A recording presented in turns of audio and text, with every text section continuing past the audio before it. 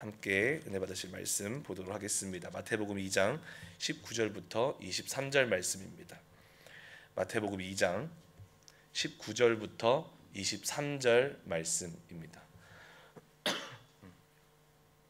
함께 합독해 올리도록 하시겠습니다. 헤롯이 죽은 후에 주의 사자가 애굽에서 요셉에게 현몽하여 이르되 일어나 아기와 그의 어머니를 데리고 이스라엘 땅으로 가라. 아기의 목숨을 찾던 자들이 죽었느니라 하시니 요셉이 일어나 아기와 그의 어머니를 데리고 이스라엘 땅으로 들어가니라.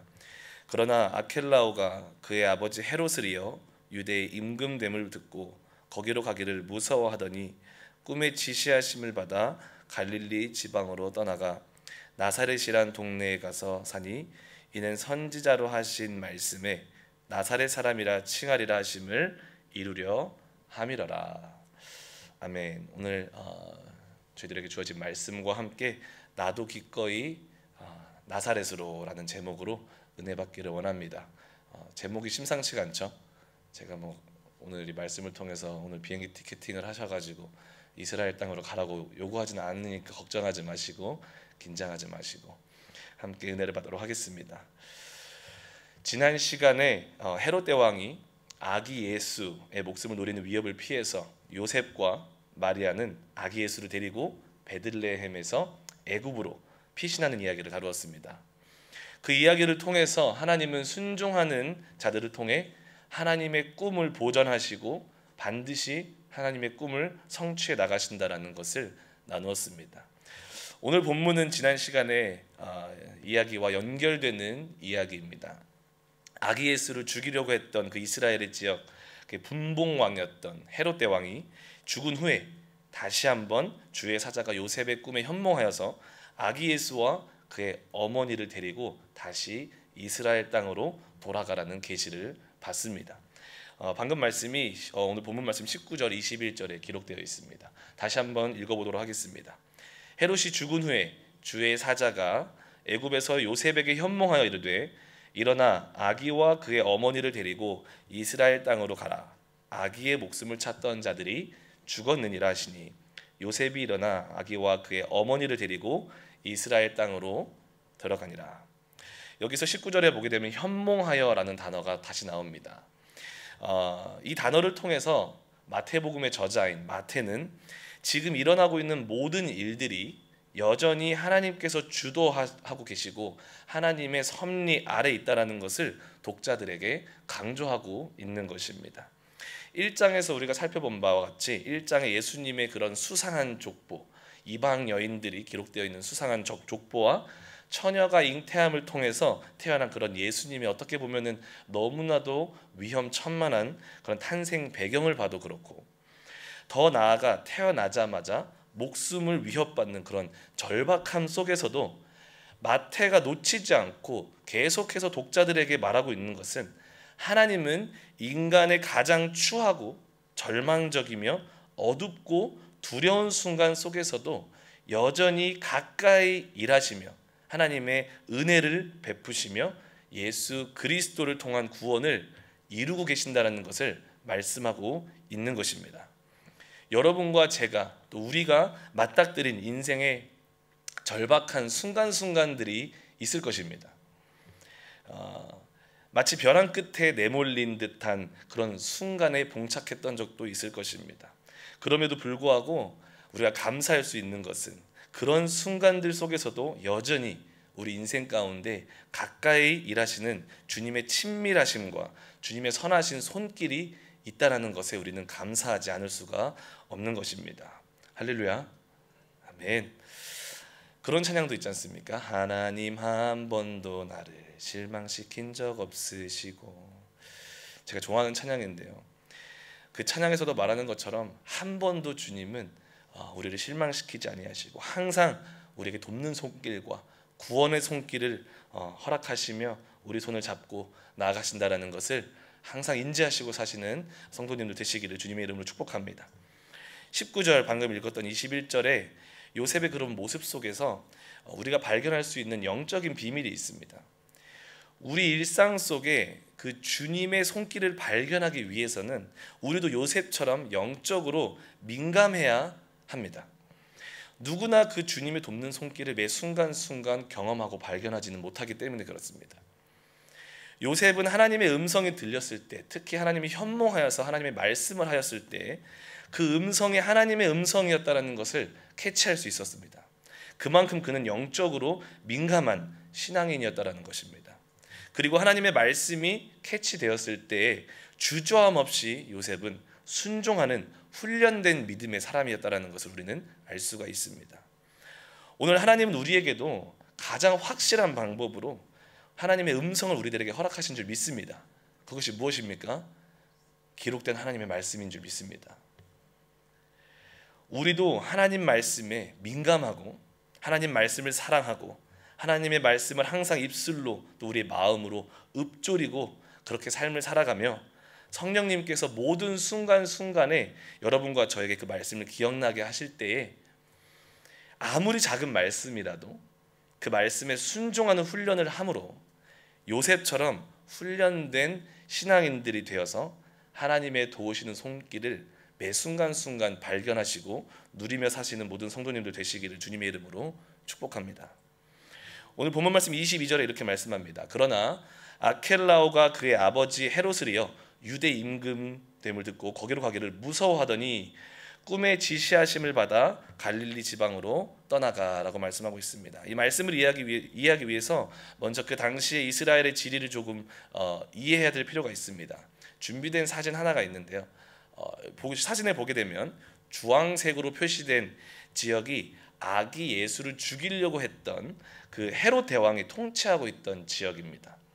그런데 방금 읽었던 본문 22절에 나오는 그 아켈라오는 그 헤롯 대왕의 아들이었고 그 뒤를 이은 유대 지역을 관할하는 분봉왕이었습니다. 지난 시간에 분봉왕이 누구인지에 대해서 살짝 언급을 드렸는데요. 로마가 이 당시에 유대 지역을 통치하고 있었죠. 그 로마 황제에게 이런 부분적인 지역을 통치할 수 있도록 권한을 받은 사람들이 바로 분봉왕이었다는 것입니다. 오늘 성경에서는 유대 임금으로 표시가 되었지만 분봉왕으로서 그 유대 지역을 특별하게 관할하고 있었던 사람이었다는 것입니다. 그런데 아켈라오가 통치했던 지역은 사진에 보게 되면 파란색 부분으로 제가 표시를 해놨죠. 아버지가 통치했던 지역의 남쪽 부분만을 계승하고 있는 것을 볼 수 있고요. 그가 통치하는 이스라엘 땅 안에는 요셉과 마리아가 떠나온 예루살렘과 베들레헴이 포함되어 있는 것을 우리는 볼 수가 있습니다. 직접 적은 건데 잘 안 보이시죠? 글씨가 조금 지렁이 같아가지고 죄송합니다. 제가 봐도 잘 안 보이네요. 어찌됐든 그 지역 안에 베들레헴과 예루살렘이 포함되어 있다는 것입니다. 요셉과 마리아는 주의 사자가 명한 대로 아기 예수를 데리고 자신들이 돌아왔던 베들레헴으로 돌아가려 했으나 헤롯 대왕의 아들 아켈라오가 분봉왕의 자리에서 유대를 다스리고 있다는 소식을 듣고 두려워하고 있다는 것을 우리는 말씀을 통해 알 수가 있죠. 그리고 그 두려워하는 그들에게 주의 사자가 꿈에 다시 한번 나타나셔서 갈릴리 지역의 나사렛 동네로 들어가라고 명령하여서 요셉과 마리아는 아기 예수를 데리고 갈릴리 지역의 나사렛 동네로 들어가게 됩니다. 이해하셨죠? 제가 이걸 여쭤보는 이유는 여러분들의 표정이 이게 무슨 말이지? 그런 표정으로 저를 쳐다보고 있기 때문에 새벽부터 이렇게 말씀드려서 죄송합니다. 주님의 성령님의 지혜가 임하시기를 이 아침에 축원드립니다. 두 번째 사진을 보게 되면 그들이 갔던 그 갈릴리 지방이 어떤 곳인지를 설명하는데요. 나사렛이라는 동네는 갈릴리 지방에 속해 있으며 분명한 것은 아켈라오 분봉왕의 통치 지역에서 벗어난 곳임을 우리는 알 수가 있습니다. 주의 사자가 요셉의 꿈에 현몽하여서 갈릴리 지역 나사렛으로 아기 예수를 이끌고 가라고 명령한 데에는 단순히 아켈라오로부터 그들을 보호하고자 한 뿐만은 아니었습니다. 그 안에 더 큰 하나님의 계획과 마음이 있었습니다. 오늘 본문 말씀 23절을 보게 되면 이렇게 말씀합니다. 나사렛이란 동네에 가서 사니 이는 선지자로 하신 말씀에 나사렛 사람이라 칭하리라 하심을 이루려 함이러라. 마태복음의 저자인 마태는 주의 사자가 아기 예수와 요셉과 마리아를 나사렛이란 동네로 인도하신 이유가 선지자들이 한 말, 예수님이 나사렛 사람이라 칭함을 받을 것이다 라는 말씀을 이루기 위함이라고 말하고 있습니다. 흥미로운 사실은 우리가 구약의 어디를 들여다봐도요, 어떤 선지자가 예수님이 나사렛 사람이라 칭함을 받을 것이다 라고 말한 곳을 발견할 수 없다는 것입니다. 어떤 선지자도 이 말을 구약의 선지서에서 어떤 곳에서도 하지 않고 있다는 것입니다. 더 나아가 구약에서는 나사렛이란 단어가 아예 언급조차 되지 않는다는 것입니다.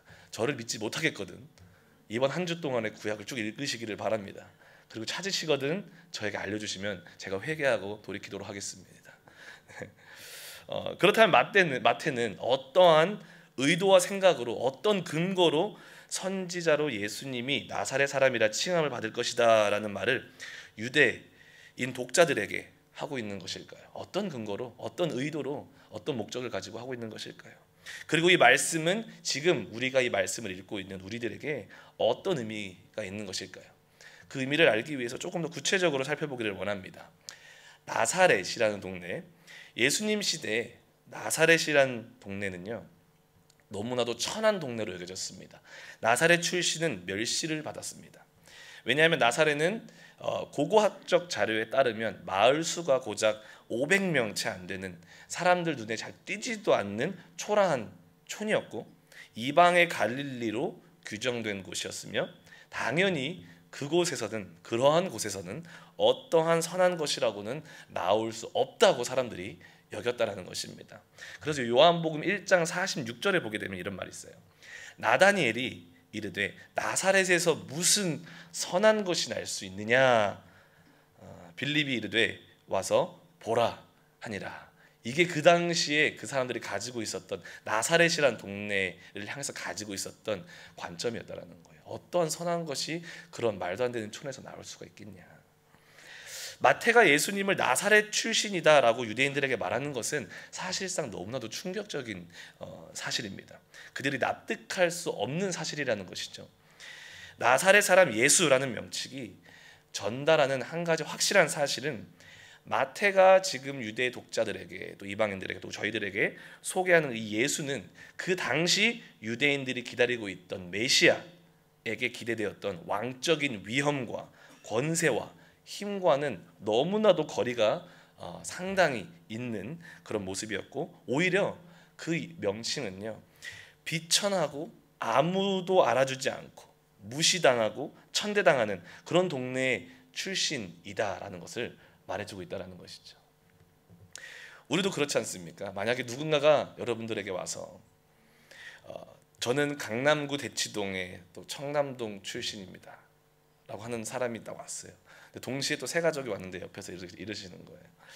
저는 저기 경상북도 영양군 영양읍에서 왔슈. 딱 이 두 사람이 딱 이렇게 그 말을 하면은 여러분들 안에서 어떤 생각이 딱 자리 잡습니까? 밖으로 말은 안 해도 그렇죠. 딱 이렇게 견적을 내지 않습니까, 여러분? 한 사람은 최고의 엘리트 교육을 받고 가장 부유한 재력을 가진 사람으로 대할 거고, 또 다른 한 사람은 그와 다른 모습으로 가볍게 대할 수도 있는 우리들의 모습을 발견할 수 있는 것 같습니다. 여기는 그런 분들은 없겠죠. 다들 거룩하시고 홀리하시기 때문에. 할렐루야. 마찬가지로 예수님께서도 예수님이 나사렛 출신이다라는 것은, 그런 출신이다 일컬음 받는 것은 그렇게 천하고 볼품없는 지역의 출신이다라고 말하는 것입니다.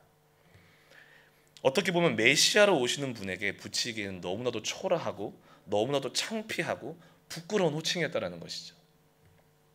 그런데 마태는 이것이 선지자로 하여금 예언된 것이다 라고 말하고 있다는 것입니다. 여기서 선지자는 단 한 사람의 선지자를 말하는 것이 아니고 복수형으로 쓰였기 때문에 선지자들이 이것을 예언하고 있는 것이다 라고 말하고 있는 것이고요. 비록 마태가 언급한 것처럼 나사렛 사람이다 칭하리라 라는 말을 직접적으로 한 선지자는 구약에 아무도 없지만, 그러한 기록은 구약에 어디에도 찾아볼 수 없지만, 그럼에도 구약의 많은 선지자들이 예수님께서 볼품없고 낮고 겸손하며 흠모할 만한 모습이 없는 모습으로 오신다라는 것을 예언한 선지자들이 많다라는 것을 우리는 발견할 수 있습니다. 대표적으로 이사야서 11장 1절을 보게 되면 이런 말씀이 있죠. 이새의 줄기에서 한 싹이 나며 그 뿌리에서 한 가지가 나서 결실할 것이요. 너무 유명한 메시아 예언 구절이죠. 여기서 한 싹, 한 가지는 다윗의 자손으로 오는 예수 그리스도를 가리키고 있습니다. 마태가 아마도 나사렛 출신 예수를 언급할 때 이 이사야의 이 메시아적 선포를 마음에 두고 있을 것으로 추정을 합니다. 왜냐하면 이사야는 이사야서 53장 3절에서 4절에 그 한 싹의 모습이 어떠한 모습인지를 구체적으로 설명하고 있기 때문에 그렇습니다. 근데 그 설명이 마태가 설명하고 있는 그 나사렛 출신 예수님의 모습과 너무나도 비슷하고 흡사하게 설명하고 있다는 것을 알 수가 있습니다. 함께 읽어볼까요? 이사야서 53장 2절에서 3절에 그는 주 앞에서 자라나기를 연한 순 같고 마른 땅에서 나온 뿌리 같아서 고운 모양도 없고 풍채도 없은즉 우리가 보기에 흠모할 만한 아름다운 것이 없도다. 그는 멸시를 받아 사람들에게 버림을 받았으며 간고를 많이 겪으며 질고를 아는 자라. 마치 사람들이 그에게 얼굴을 가리는 것 같이 멸시를 당하였고 우리도 그를 귀히 여기지 아니하였도다. 예수님은 연한 순 같고 마른 땅에서 나온 뿌리 같아 고운 모양도 없고 풍채도 없고 아름다운 모습이 하나도 없을 뿐만 아니라 그는 자기 백성에게 멸시천대를 받고 버림을 받고 귀히 여김을 받지 못하는 모습으로 오신다라고 이사야 선지자가 말하고 있는 것을 볼 수 있고요. 스가랴 선지자도 마찬가지로 스가랴 9장 9절 하반절에 보게 되면 그는 공의로우시며 구원을 베푸시며 겸손하여서 나귀를 타시니 나귀의 작은 것 곧 나귀 새끼니라라는 말씀을 함으로써 스가랴 선지자도 주님은 겸손하여 왕들처럼 권세와 권능으로 백마를 타고 오는 것이 아니라 천하디 천한 그 나귀 그 중에 나귀 새끼를 타고 오심을 예언하고 있는 것을 볼 수 있습니다.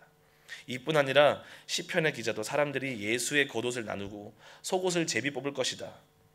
다니엘서에서도 예수님이 어떻게 죽음을 당할 것인지 예언하고 있으며 예레미야 선지자도 마찬가지고 스가랴 선지자 미가 너무 많은 선지자들이 이와 같이 연약하고 낮으며 멸시천대받는 모습의 예수님을 설명하고 말하고 예언하고 있다는 것입니다. 마태는 이런 선지자들의 예언을 마음의 염두에 두고 있었기 때문에 예수님께서 나사렛 사람으로 불리는 것이 예언의 성취라는 것을 잘 알고 있었던 것입니다. 그럼에도 그 예언의 구체적인 출처를 알 수가 없었기 때문에 선지자들을 통해서라는 복수 형태를 사용해서 포괄적으로 설명하고 있는 것이고 예수가 나사렛이라는 동네 출신임을 노골적으로 소개하며 그 선지자들의 예언이 이 사건을 통해서 성취된 것입니다 라고 말하고 있는 것인 줄 믿습니다. 오늘 이 말씀이 우리들에게 어떤 의미가 있을까요? 나사렛 출신 예수, 그 호칭을 받은 예수님, 이 사건이 여러분과 저에게 오늘날 어떤 의미가 있을까요? 바로 예수님은 오늘 여러분과 저를 위해서 또한 버려지고 소외되고 좌절하고 소망 없음 가운데 울부짖는 자들을 위해서 그리고 멸시와 천대받던 이방인들을 위해 자기 스스로 나사렛 사람이라 칭함받고 이 성경에 그렇게 기록되어지는 것을 마다하지 않으셨다라는 것을 의미합니다.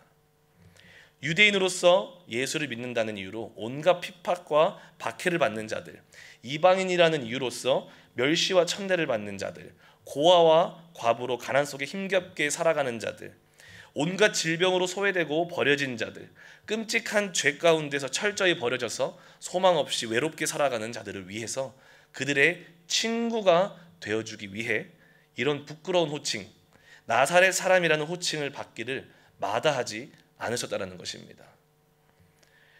마국간에서 태어나는 것을 부끄러워하지 아니하셨다는 것입니다.